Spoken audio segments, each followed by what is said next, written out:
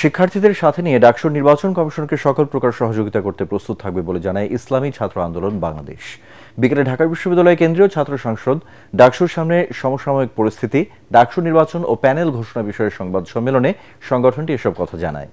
পরস্পর বিরোধী হিংসাত্মক মন্তব্য, গুজব এবং ডাকসু বানচালের প্রবণতা থেকে মুক্ত রাখতে প্রশাসনের শক্ত পদক্ষেপের দাবি জানায় সংগঠনটির নেতারা।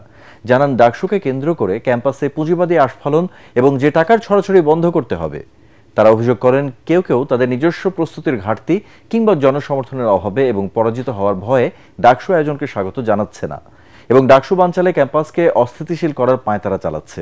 তাই তাদেরকে ডাকসু বিরোধী প্রচারণা থেকে বিরত থাকার আহ্বানও জানায় ইসলামী ছাত্র আন্দোলন বাংলাদেশ।